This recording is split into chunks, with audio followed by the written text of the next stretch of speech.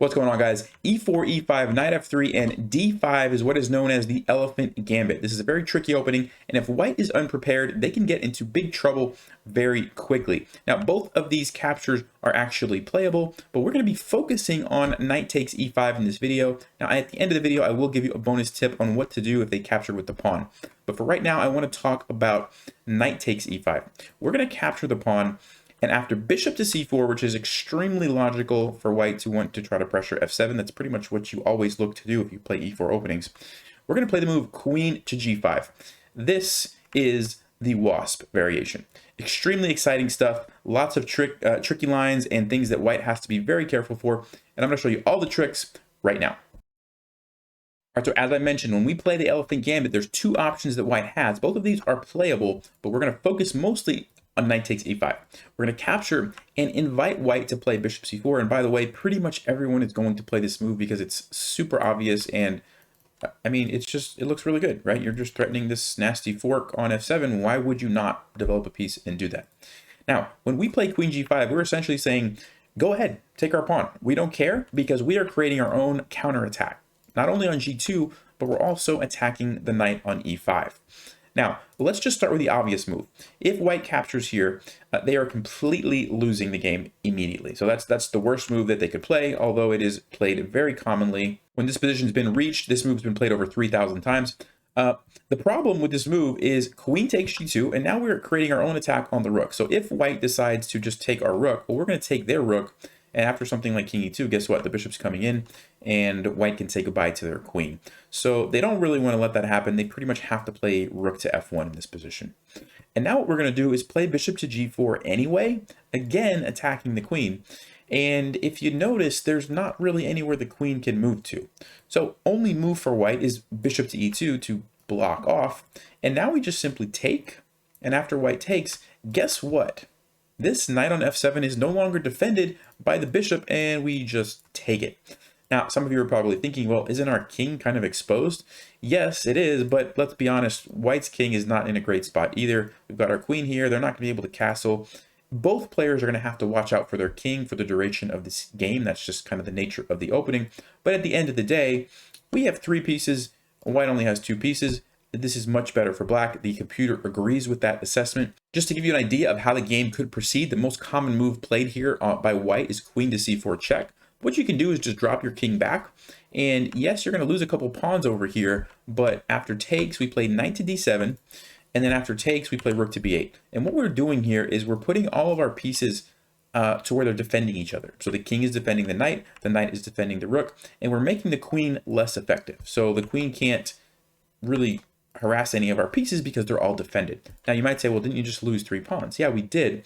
But I can tell you from experience, in sharp positions like this, active pieces and open files and diagonals are much more important than a couple of extra pawns. So even though we lost all our queenside pawns, the game is probably not going to last to an endgame. Most likely white's going to get checkmated, or we're going to win some big material, and those pawns are not going to matter at all. We're going to continue our development. We're threatening to bring our bishop here, which puts a lot of pressure on white's king. And our king is actually somewhat safe here. The queen's not able to harass us anymore. And so this is an extremely good trade-off. And if you check the computer is showing about -5 for black, which is essentially being equivalent to being up a rook. So great position for us. Nothing to worry about here at all. All right, so going back to this position, we kind of just looked at how this is pretty bad for white, capturing with the knight. But you might say, well, what if they take with the bishop instead? So on bishop takes f7 check, both of these moves with your king are playable. You can do either one. I recommend king to e7. And here's why. Well, first of all, let me just say the drawback to this move is that you are blocking this bishop. So that's one negative. But I think the positives outweigh that. So this is why I recommend this move. Number one, you're attacking this bishop. So if this knight ever decides to move, because it is being attacked, so for example, if white says, you know what, I'm going to just retreat the knight to save it, well, then they're losing the bishop, you just take it. So that's one benefit of king e7. The other one is that if this bishop moves in the future, which we'll see in just a second, if our king was on d8, then we would have to watch out for this knight move, which is a fork. But now the king's on e7. If the knight moves there, it's not a fork. Yes, it's attacking our rook, but we still have time to do something that's a little bit better for us. So because of those reasons, I like playing king e7. That's what I recommend you play. So after we play this, what is white going to do? Well, we still have two threats, the threat on G2 and the threat on the knight. Now, this is the most important threat that white has to deal with because it's just a piece. And once that piece gets captured, then the bishop's going to get captured. So the only real move that white can play is d4.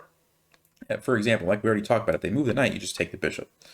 And d4 actually works because we can't en passant or we're losing our queen.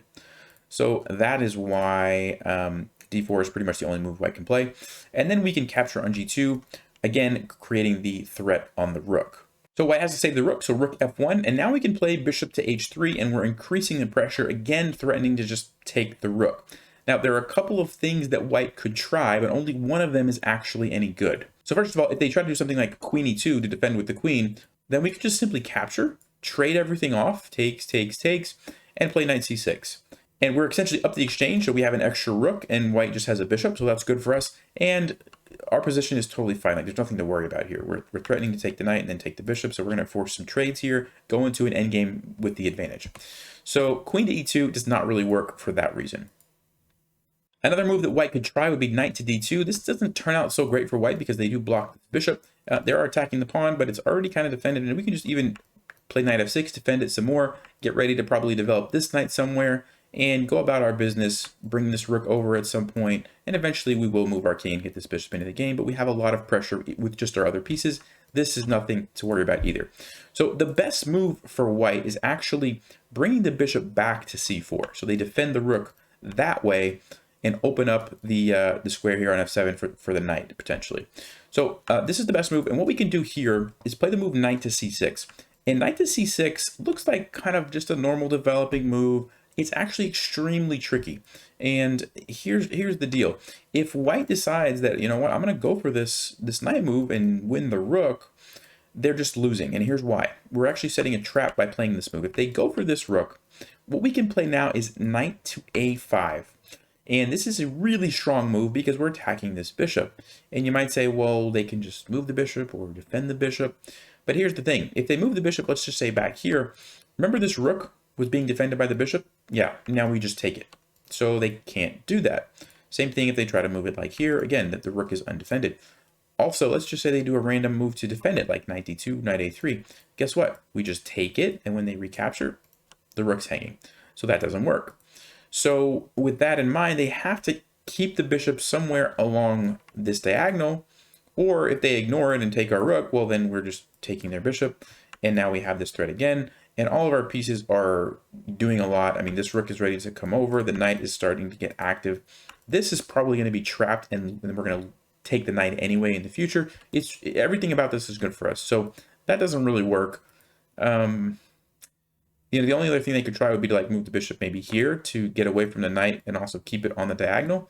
But then we can either just take the knight if we want, or even just continue harassing the bishop with our pawns. Lots of good options. So if we go back, you know, when we play knight c6, we're kind of baiting white to play knight f7, and it's just losing for them after knight a5. So keep that in mind. That's a good trick to know. You'll win a lot of games that way. The best move for white, according to the engine, is to just ignore this and just kind of develop a piece. And, you know, then we're going to just play knight f6, and you're kind of just playing chess here. Yes, you have to be careful for your king, but white has to be careful as well. Like we already talked about, there's this threat here. If they ever move the bishop, you're going to be taking that.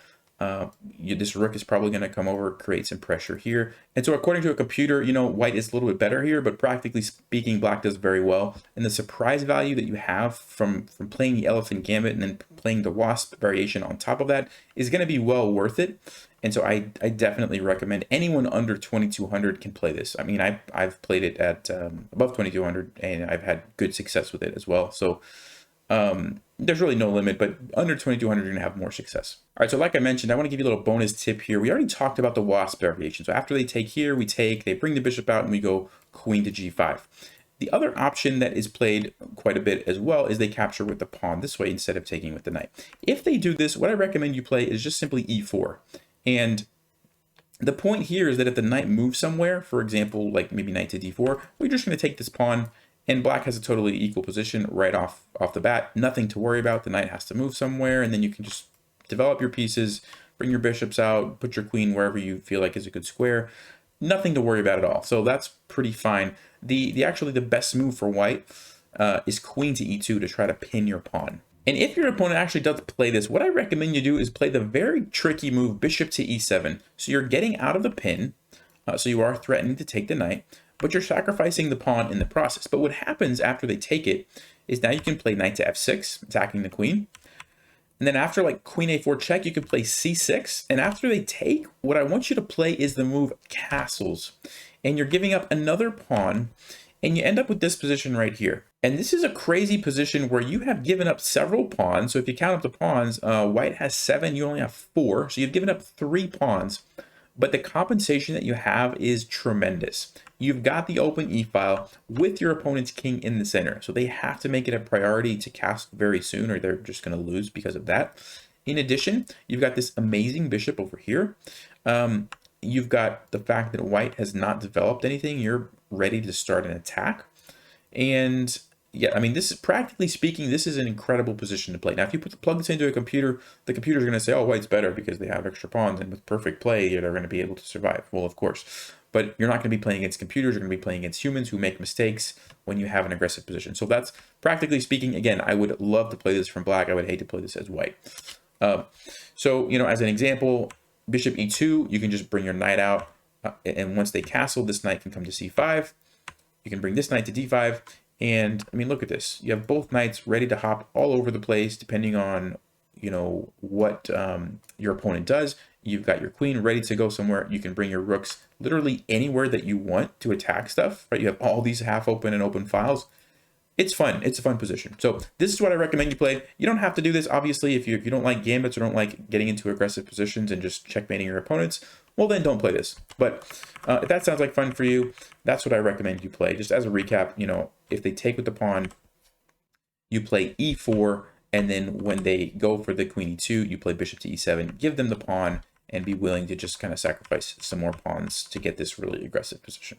There you have it. That is the Wasp variation out of the Elephant Gambit. Lots of fun. Let me know if you guys try this out and win some games with it. I'd love to hear your success stories. As always, thanks for watching. Stay sharp, play smart, and take care.